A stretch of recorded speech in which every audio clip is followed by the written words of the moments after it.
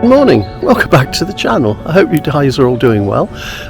I've come out today and I've come to about 20 miles from the house, and it's a place called Bedgebury Arboretum, or Pinetum to be more exact.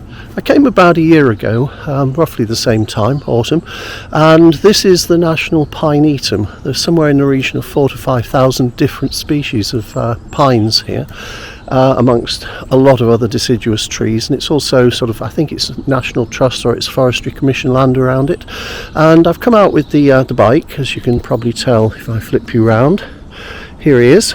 He's given me good service over the last few days, and I've done probably 35 miles on him now, or her, depends how you see these things. And I've cycled well away from where I'd normally get, and it really is a revolution having this amount of freedom, because I can go to places I simply couldn't get to before. And luckily I'm building up my leg muscles again, and that's helpful because that's improving general health and everything that goes with it. But as I can probably show you, I'm in one part of the forest here. And if you can see over my shoulder, look at the colours in the trees. They're really getting to a beautiful series of autumn colours. And I've got the camera set on the tripod here, and it's a bit of a backpack carrying all this gear on my back on the bike, but the bike's electric, so that just helps.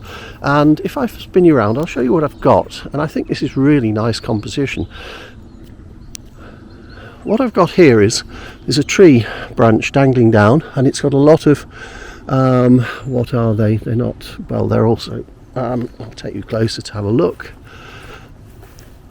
Little tiny fir cones on it, and it's dangling down beautifully with all this nice green growth all over it. Tiny delicate fronds, and some of them are just turning yellow here and here. And behind it there is a beautiful maple, I'm not sure, someone could comment below, I'd appreciate it. There's a beautiful yellow tree, and what I'm doing is I'm juxtaposing the green of this in focus with the yellow of the tree behind out of focus. So bring you round to the back of the camera here, you can see what we've got, if it's visible at all. I've got to watch for reflections on this. Okay, so we've got the branch hanging down. I've got the 100 to 200 lens on at about 130, and they're about 130, yeah, that's about it. And I've got this nice branch creeping down from the top left to the bottom right, and in the background I've got here, out of focus, the yellow of the tree that I just pointed out to you. So the focus point's just moved, so let's just put that back on there. And I've got manual focus set up, so I want to be really accurate with this, and I've got the magnifier set to maximum, and just pulling out that one sort of pine cone there beautifully in focus. And I've got f8 set on the camera, f9, so that I can get that whole branch in focus and hopefully everything else out of focus behind it. So I've got a 10-second timer because I'm on quite uneven ground here and it's quite spongy, and I don't have the spikes on the tripod. So I'm going to set the 10-second timer going and then move well back while that's counting down, which it's doing now. There we go, 9, 7, 5, 3. Fast time, there it goes. That's about a third of a second at ISO 200, and that looks to all be in focus. We'll check that. Oh yes, that's all in focus, all right. That really looks very, very nice. And behind it, I've got all the colours of that beautiful yellow tree out of focus. I have actually ridden around quite a lot of this place before I stopped at this location. This is on the very edge of the Pinetum as opposed to the main part of the forest. And the forest itself is just pretty much it's plantation trees, a lot of the same sort of trees.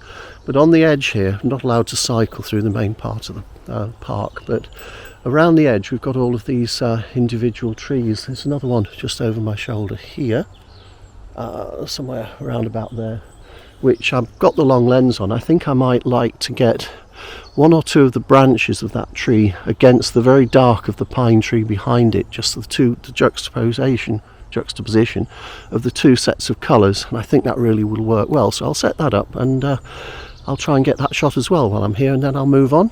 There's a big lake here, and I'm hoping to get close to the big lake and see if I can get some nice autumnal reflections, but that's about 300 yards to your left down the track here, and I haven't gone there yet. I thought I'd stop here and make the most of this place first.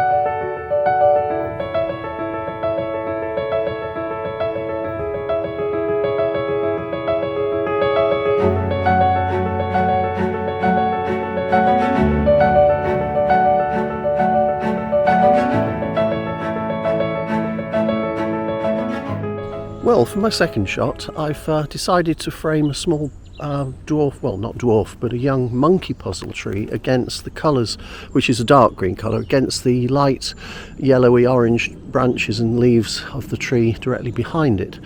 Basically, I've got the camera set quite low because the monkey puzzle tree, which I'll show you, which is just here, is only about 4.5 feet, 4 feet high. And it's, I'm thinking, again, with the juxtaposition of the colours, that what I'm trying to do is, if I show you on the back of the camera, if I can see that without reflection, I've got the monkey puzzle tree in the foreground, I've got the conifer in the, or at least the yellow deciduous tree in the background, and I've got the focus point set on the monkey puzzle tree, and that's giving me at f20. I want the actual yellow tree or leaves to be slightly out of focus again, and we've got 2.8 seconds at f16, ISO 250.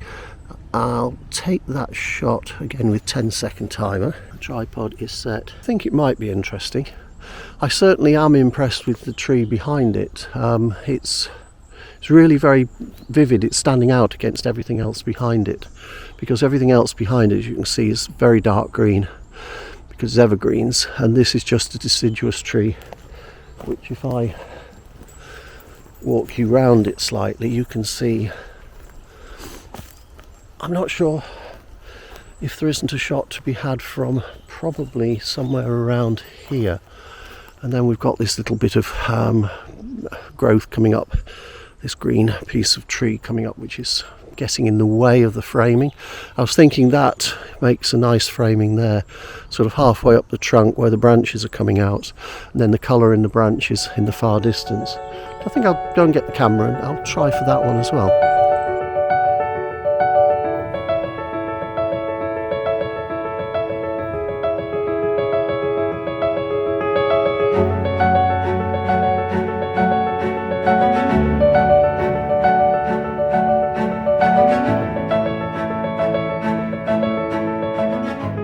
Well, I've got a bit off piste here. I've actually come to where that green branch that was sticking up, it's directly in front of me, well, slightly to the left.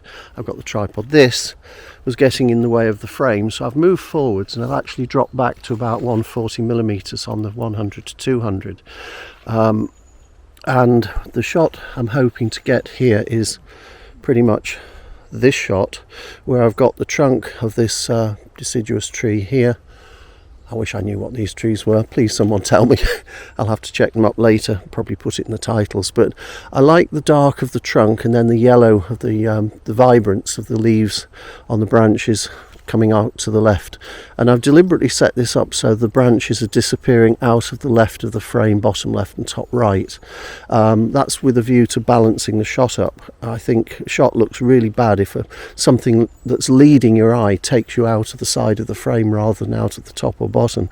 So I've pretty much got the centre of focus about here, or at least the point of interest is this main branch here, which is about a third down and a third over to the right, a third up from the bottom. And I'm going to take that shot. That is f8 because I want the leaves in the background slightly blurred, and f6.4 I've just wound it down. ISO 250 I think can come down to 125, 160, 125, so that's giving me a 6.5 or 6 and 1 over 6.5 of a second. So let's take that shot and get that one in the bag. Again, a 10-second timer, 8, 7, blah, counting down. And I think with that shot, if it's as tack sharp as I hope it is, as I say, if that shot is as sharp as I hope it is, which I'm just checking on the back of the camera now, yeah, I like the fact that the dark branches are actually crisply in focus and the leaves are just slightly out of focus. I think it gives a depth to the image that wouldn't be there otherwise. So that's that one in the bag. The wind's starting to get up. That's the funny thing. I was here at 8 and there was no wind at all, not a breath, but if you look round now you can see, I don't know if it's obvious, but things are starting to move around. This set of leaves here closer in, and then the yellow ones on the tree are starting to move, and we've got leaves dropping as I speak, so that might warrant a long exposure to try capturing that. Let's see if we can do that. Mind you, I've got a 10-second timer, so judging when, yeah, as I say, I've got a 10-second timer on, so judging when the leaves will fall. No, there's no leaves fell at the moment. I actually got the exposure, so I'll have to take the 10-second timer off and wait for some leaves to start dropping. And I might go a bit longer exposure by going down to f16 to give me, that's giving me 1/1 of a second. So basically it's a second, 1.4 of a second, 1/1.4. And the wind has stopped, as is the way of things. Just need a nice little gust, trip some of those leaves off, get them dropping down through the air, and we might get a nice shot from that as well. I might actually go a bit wider to capture more of the leaves dropping. So I've gone down to 100mm. Here we go, some leaves are starting to fall. No, they're not falling enough. Oh well, I'll have to move on and see what else we can get.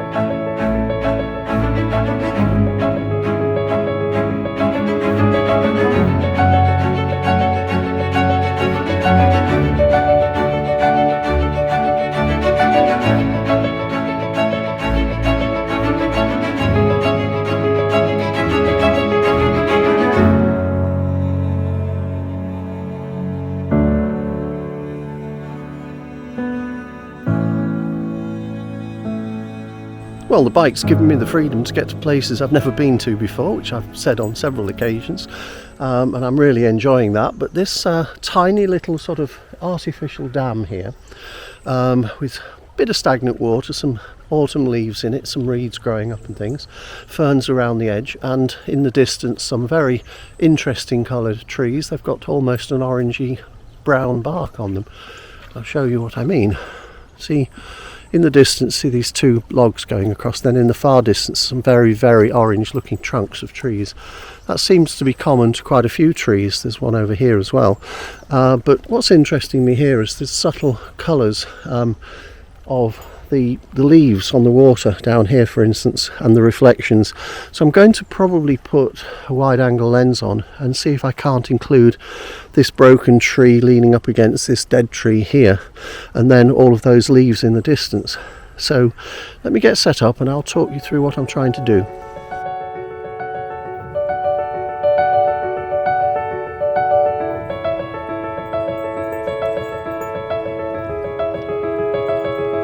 Well, for my next shots, I've actually got this little artificial dam here, which is made out of a couple of logs plus a couple of logs going off. And I think it's quite an interesting structure in the sense that it's creating some serious leading lines in the image.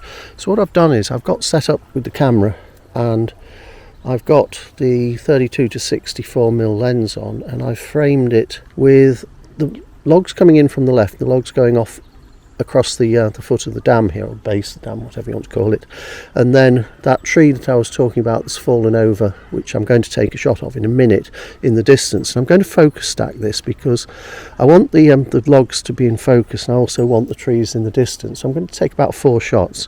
As I said, if Ozzie moves out of the way, come on, out of the way, you're in the shot. We'll get those. I'm at f16 with a good depth of field, 1/1.5 of a second, which ISO 125, and I need to have the 2-second timer on because this tripod again is set up on ground that isn't completely stable. There we are, that's the first one. Now move the focus point halfway along the dam, and then move the focus point to that log that I'm interested in that's laying sideways on, which is about there. Get that shot as well. Okay, I think that's quite an interesting shot. There's a lot of detail. The FujiFilm GFX is really good at 100 megapixels for handling the detail. For instance, there's a large number of man-made bundles of sticks and twigs and things running across the front of the dam here, and I'm hoping to have all of that sort of detail in there. Clearly that's designed deliberately to capture leaves and other things and increase the dam's efficiency at stopping water, which is about 6 inches higher that side than it is this side at the moment. So I'm going to go and try and get that log shot that I was talking about. I think that could be quite interesting. So let me get set up for that and see. Yeah, as I say, let me get set up for that. I've lost Ozzie. He's disappeared off somewhere, probably chasing another dog probably, but hopefully not. And I'll see what I can get from that. It's a really fascinating place. It really is nice, beautiful.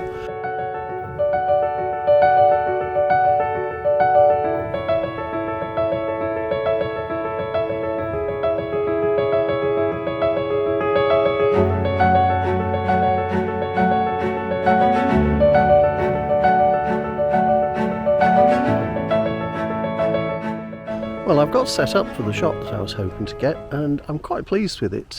There's some really interesting fungus growing on the dead stump that's sticking up out of this little watery area, lake, not really a lake, much a dammed up area of stream really, but I'll show you what I mean. See, that piece of the tree sticking up there has got a lot of tiny little, almost like leaf funguses growing straight out of the bark. And here is the nice tree that I wanted that's fallen, beautiful sort of red colour in the foreground, and it's got all of these leaves that have dropped down that are collected around the base of it, and there seems to be something red down there. I'm not sure if I'm pointing at it. Don't know what it is, apple or something someone's discarded, but I've got that framed on the camera, on the back of the camera, like that. So I've got the I-beam led in by the tree that's fallen, and I'm not clipping it in the corners deliberately, so there's a bit of leeway around there. I've got the dead tree sticking up here, and then I've got obviously the horizon there, which is the bank on the other side, and I'm hoping that'll make for quite a decent shot. So I'm going to focus first of all close in on the trunk that's in the water about here. I'll take one shot at that. I'm at f18, so it's a lot of depth of field already. I'll take a second shot here on the fungus, and I'll take a third shot with the tree and the ferns on the other side of the bank in focus, and then I'll as I say, I'll focus stack those when I get home.